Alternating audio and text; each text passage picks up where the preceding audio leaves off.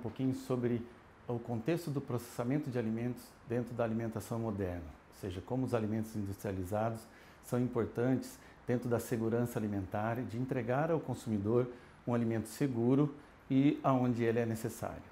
Então, para isso, eu vou começar conversando com vocês sobre o consumidor moderno de hoje, né? O consumidor é um consumidor que quer saber de tudo, ele quer se informar, ele está preocupado com rotulagem, ele está preocupado com as notícias que aparecem nas redes sociais.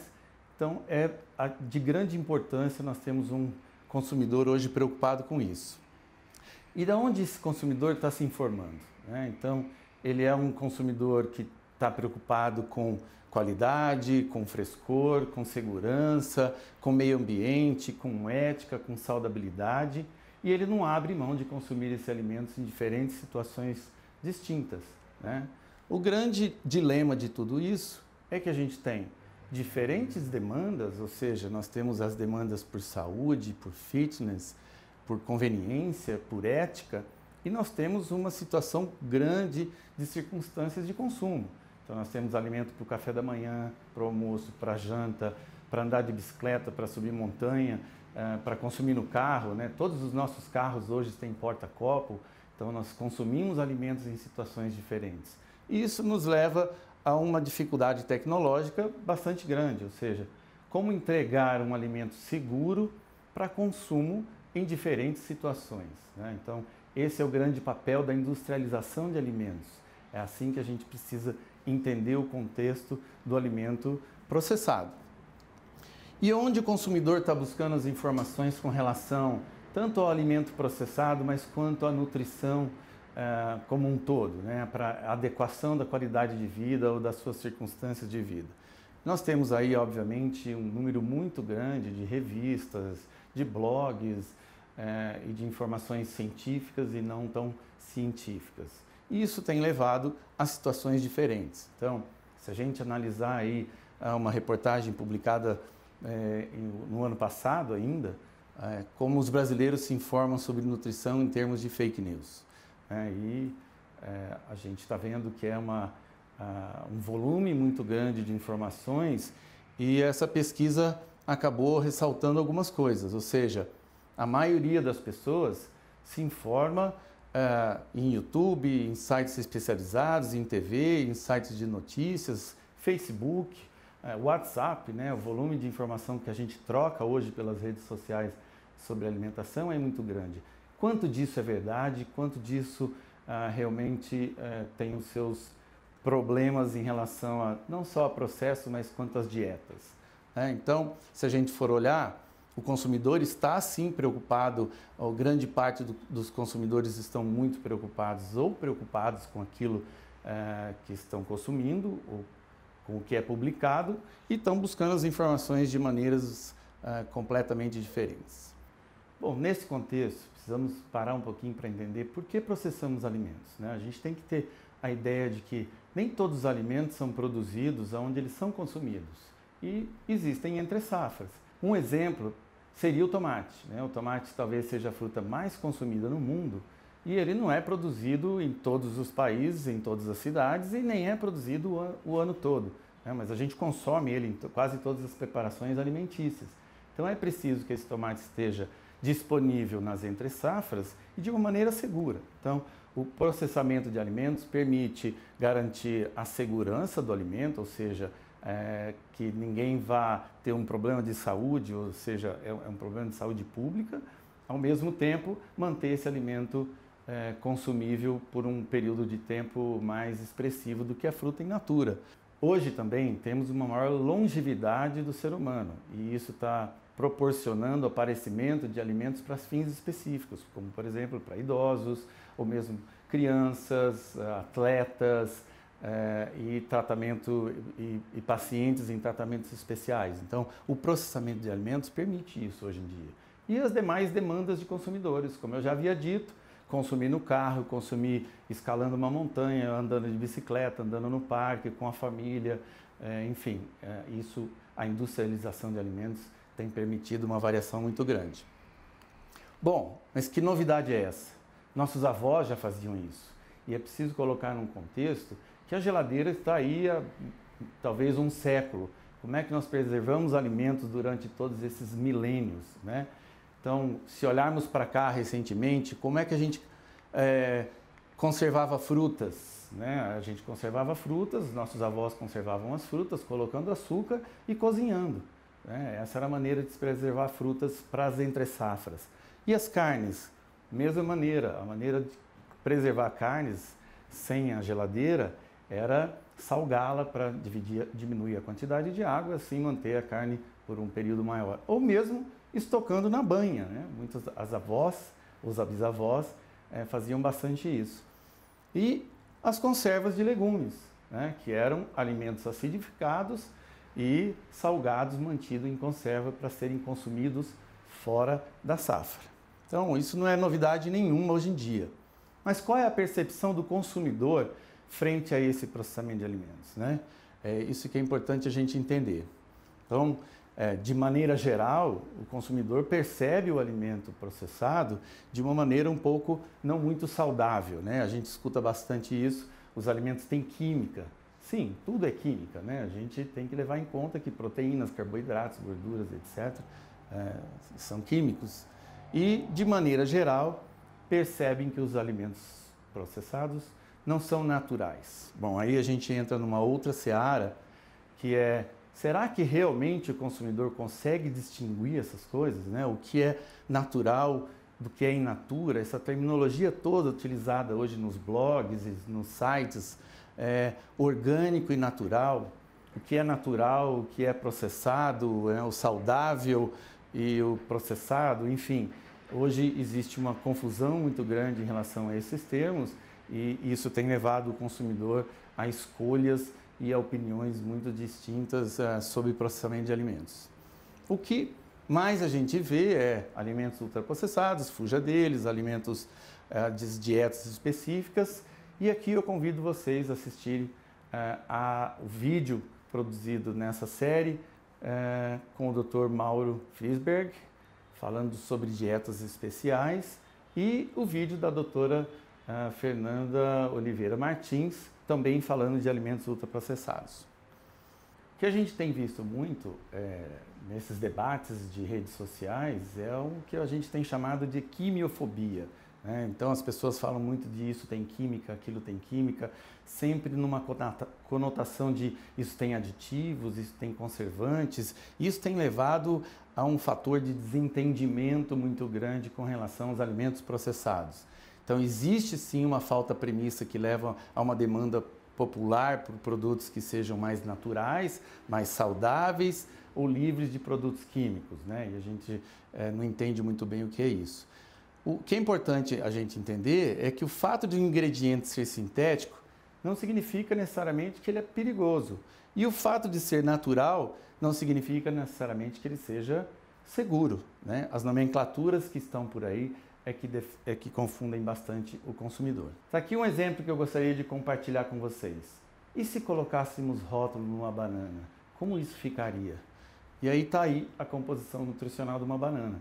E se a gente for ler todos esses nomes que aparecem por aí, que são ingredientes ou são componentes químicos da banana, a gente talvez cause um grande problema de interpretação.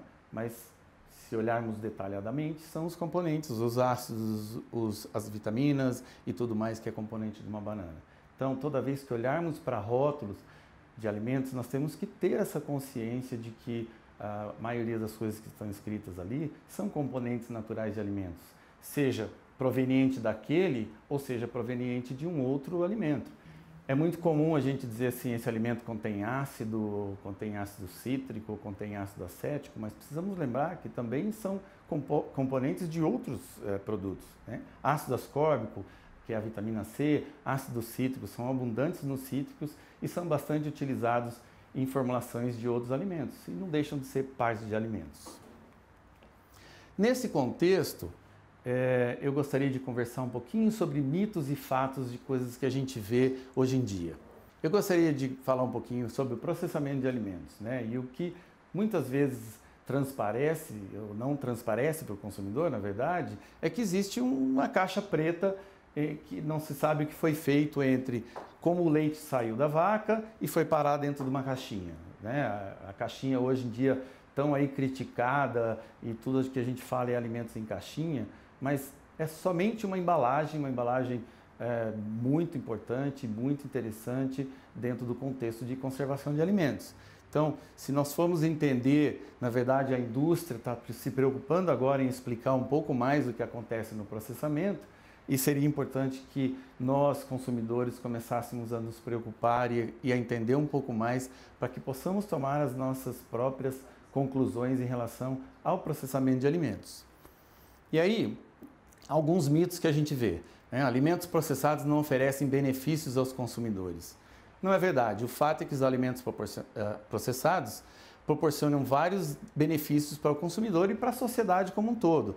Benefícios como segurança alimentar, como sustentabilidade, desenvolvimento e inclusão social, fornecer alimentos para regiões em que, distintas e que não conseguem ter alimentos em natura, qualidade, eficiência de uso de recursos, menores custos de produção, disponibilidade em varejos e uma grande distribuição social de alimentos em locais onde eles não são produzidos. Outro mito que eu gostaria de conversar com vocês é de que alimentos processados não são nutritivos. O fato é que todos os alimentos processados contêm seus nutrientes. Cada alimento é caracterizado pela sua composição química. Alguns alimentos são mais ricos em proteínas, outros mais ricos em carboidratos, mas o fato do processamento em si não desqualifica aquele alimento do ponto de vista nutricional. Outra coisa importante é que parte dos alimentos não deixam de ser alimentos. Então, se a gente hoje extrai um óleo de azeite da azeitona e utiliza como ingrediente em outro alimento, ele não deixa de ser alimento.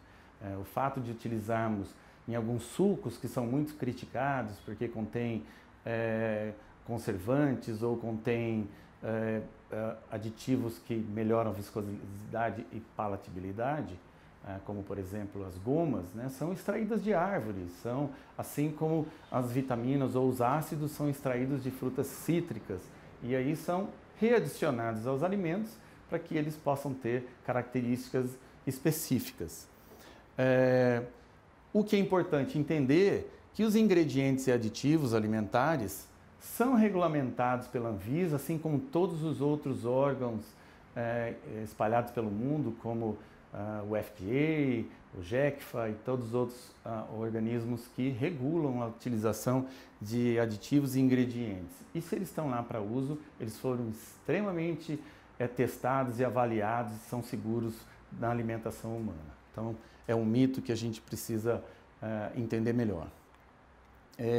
Do ponto de vista do efeito dos componentes, de maneira geral, não dá aqui para falar de todos os processos térmicos ou não térmicos, mas de maneira geral, proteínas, carboidratos e lipídios são mantidos praticamente intactos na maioria dos processamentos. E o que a gente tem de benefício, que na maioria das vezes se melhora a biodisponibilidade. Importante a gente entender também o efeito do processamento sobre os componentes. Obviamente não dá para a gente falar só nessa videoaula aqui de todos os processos, mas para entender de maneira geral, proteínas, carboidratos e lipídios mantêm as suas características na maioria dos processos que a gente encontra na indústria de alimentos. Eles são mantidos intactos ou, quando na maioria das vezes, melhoram a digestibilidade, alguns fatores antinutricionais são inativados, melhorando assim a nossa capacidade de digerir alguns tipos de alimentos. Os minerais, de maneira geral, são mantidos intactos ou mesmo aqueles que são ligados a algum tipo de fibra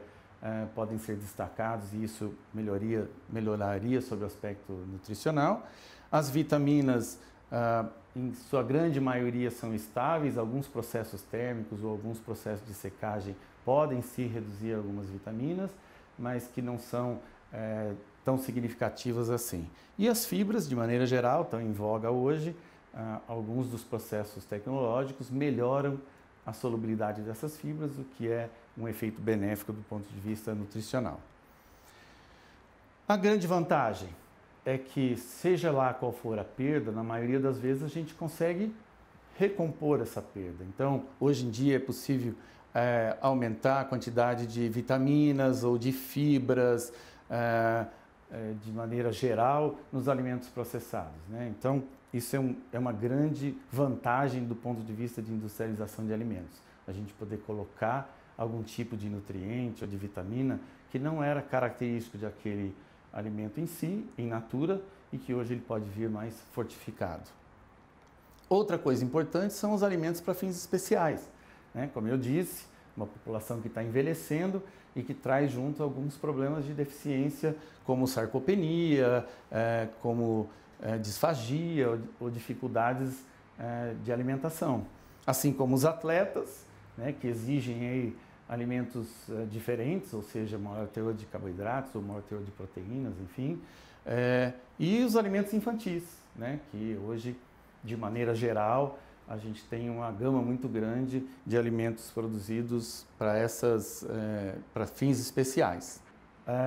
Outro mito e fato que eu gostaria de comentar com vocês é que alimentos processados são responsáveis pelo excesso de consumo de açúcar e sal.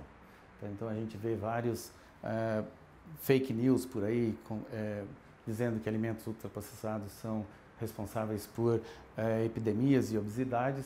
Eu queria aqui fazer um adendo. Do ponto de vista de processamento de alimentos, esse termo ultraprocessado não é um termo reconhecido dentro do que a gente chama do processo, dentro da engenharia de alimentos. Ou seja, para mim, que sou engenheiro de alimentos e um engenheiro de processos, eu entenderia um termo ultraprocessado se fosse um excesso de processo. Ou seja, como o consumidor hoje entende isso? Ele acha que um alimento ultraprocessado é um alimento que foi super cozido, que perdeu suas características sensoriais e nutricionais.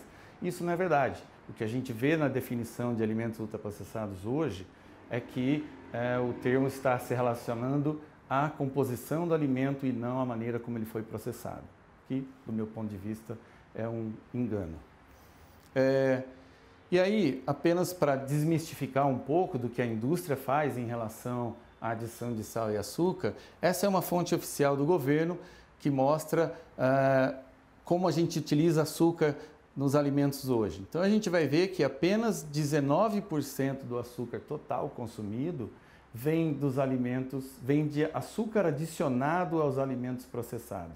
E o grande vilão, na verdade, é o nosso açúcar de mesa. Então os alimentos processados não estão contribuindo tanto assim com o excesso de consumo de açúcar. O mesmo para o sal, né? Se a gente for olhar nessa tabela, a gente vai ver que os alimentos industrializados são responsáveis apenas por quase 14% do que é adicionado de sal, né? O que é muito pouco comparado ao que a gente utiliza na mesa hoje ou na cozinha, perto de 70%. E o que a indústria tem feito em relação a isso, né? A gente precisa entender que a indústria produz alimento com uma demanda de consumidor, né? A indústria não produz alimento porque quer produzir. Existe uma demanda pelo consumo de alguma coisa e a indústria tenta entregar isso da melhor maneira. Temos que entender que num contexto passado, se a gente tinha um ou dois fornecedores, seja de alimentos, ou de televisão, ou de carros, ou o que fosse, a gente teria alguns problemas de oferta. Mas hoje, a oferta é gerada pela demanda do consumidor. Ou seja, o consumidor está demandando alimentos com menos sal e açúcar e a indústria está entregando, né? Nós temos um grande exemplo aí dos refrigerantes, que hoje em dia já tem aí uma diminuição muito grande, de 25% do teor utilizado no passado de açúcar, e o mesmo na indústria de conservas que utiliza sal, né? A gente vê hoje no mercado produtos com redução de 25% de sal. É possível ir além disso? É impossível, mas isso tudo depende de uma demanda do consumidor, né? A gente não pode simplesmente achar que vamos tirar sal porque achamos que é importante ou não. É o consumidor hoje exigindo situações diferentes de consumo. Um outro mito é que a indústria não consegue entregar produtos com menos aditivos e mais parecidos com alimentos in natura. Nesse contexto, a gente precisa lembrar que processamento de alimentos, bem genericamente, consiste em tecnologias capazes de inativar micro-organismos e enzimas, né? Isso está diretamente relacionado ao processo de deterioração e a um processo de saúde pública, né? A grosso modo é isso que a gente precisa fazer. As tecnologias convencionais que estão aí são capazes de entregar alimentos ao longo dos milênios dentro desse contexto que a gente está falando. Mas a demanda do consumidor tem exigido situações diferentes, ou seja, características sensoriais melhoradas e situações de consumo específico. E nesse contexto, as tecnologias emergentes no processamento de alimentos têm aparecido para resolver alguns casos mais específicos de demandas, ou seja, tecnologias de alta pressão, tecnologias por passagem de corrente elétrica, campo de pulso elétrico, atmosfera modificada, ozônio, ultravioleta, ultrafiltração.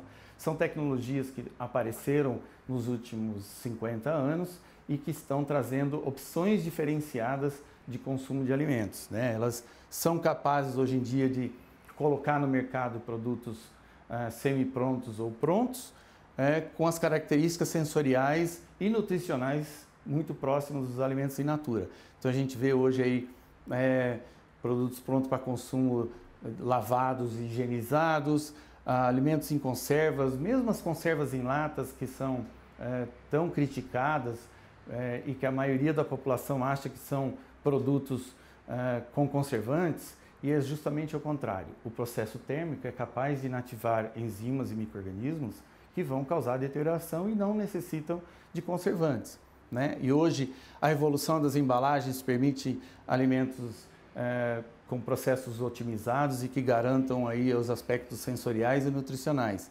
E outras variedades de sucos, leites, produzidos principalmente hoje por tecnologia de alta pressão, que são idênticos ao in natura.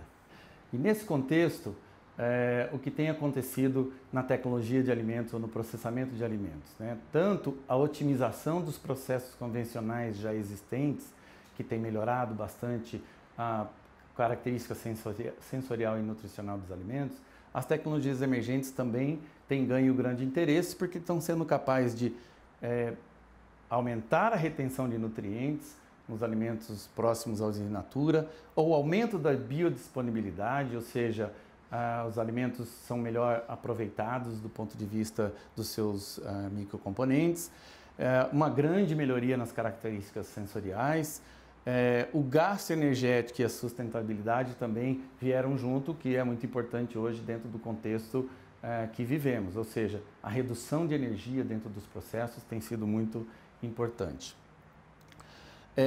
Coisas que a gente precisa pensar dentro do contexto de produção de alimentos hoje, né? Nós passamos por uma situação onde a população mundial deve chegar próxima a 9 bilhões de pessoas em 2050, a produção de alimentos deverá crescer perto de 60%, ou seja, nós não somos capazes de entregar apenas alimento in natura, nós precisamos de alguma maneira ter um certo grau de processamento dentro dos alimentos, dentro da tecnologia de alimentos, e o consumo mundial de alguns produtos, como por exemplo carne, deve crescer bastante nesse contexto. Nesse contexto, precisamos falar de perdas e desperdício, né? O que está acontecendo hoje. Dentro desse cenário de crescimento de consumo de alimentos e produção de alimentos, a gente ainda continua desperdiçando 30% do que é produzido. E isso é bastante, né? Do ponto de vista de tanto energético, quanto do ponto de vista de inutilização de um alimento que poderia ter sido bem utilizado. E se a gente olhar dentro da cadeia de produção, isso é uma estimativa da FAO, o processamento de alimentos é responsável apenas por 6% das perdas, né? E aí a minha pergunta é, qual seria a perda total se nós não processássemos os alimentos em alguma dessas etapas, né? Ainda a etapa de produção e a etapa de consumo é muito grande do ponto de vista de perdas e desperdícios, mas como ela seria se a gente não conseguisse processar de maneira adequada? Um exemplo fácil, simples para a gente entender, é o seguinte: muito se fala, todo mundo consegue fazer um molho de tomate em casa, por que a gente precisa comprar um molho de tomate? Então, se a gente for olhar para o processamento de tomate em casa e na indústria, do ponto de vista energético e do ponto de vista da cadeia de desperdícios e perdas, a gente tem que entender uma coisa, ou seja, se eu hoje vou numa feira, compro 1 quilo de tomate e levo para casa para fazer um molho, em algum momento eu vou perder parte desse tomate que eu vou acabar jogando fora. O consumo energético no meu fogão é bastante grande comparado com um trocador de calor que eu uso na indústria de alimentos, né? O nosso fogão hoje tem uma eficiência muito baixa, a gente gasta muita energia para fazer um molho de tomate. Segundo, que eu gasto muito mais água para lavar meu tomate do que eu gastaria na indústria para lavar toneladas de tomate do ponto de vista comparativo. E do ponto de vista de consumo, eu consigo armazenar esse tomate como um molho ou como um tomate picado por muito mais tempo do que eu conseguiria deixar isso na geladeira da minha casa. Então, é um exemplo muito simples, mas por aí a gente vê toda essa parte de energia, sustentabilidade, perdas e desperdício, né? Como eu já disse, tomate é a fruta mais consumida no mundo. Se a gente extrapolar isso para todas as outras os outros alimentos, a gente vai ver que a possibilidade de desperdício aumentaria bastante, não só de energia, como do alimento como um todo. Então, nesse contexto, é que eu queria mostrar aqui, mais uma vez, a definição de segurança alimentar, né, e que é a definição da FAO. Então, segurança alimentar existe quando toda pessoa, em todo momento, tem acesso físico e econômico a alimentos suficientes, inócuos e nutritivos para satisfazer suas necessidades alimentares e preferências quanto aos alimentos, a fim de levar uma vida saudável e ativa. Nessa definição a gente tem um pouquinho de tudo. Tem preferências, vida saudável, segurança e alcançar em todos os lugares. Então eu acredito que a inserção do alimento industrializado é fundamental para que a gente consiga garantir segurança alimentar. Então eu fico por aqui. Espero que tenham gostado. Estou disponível aí, me mandem e-mails, façam comentários que eu respondo prontamente. Espero que tenha sido proveitoso. Muito obrigado.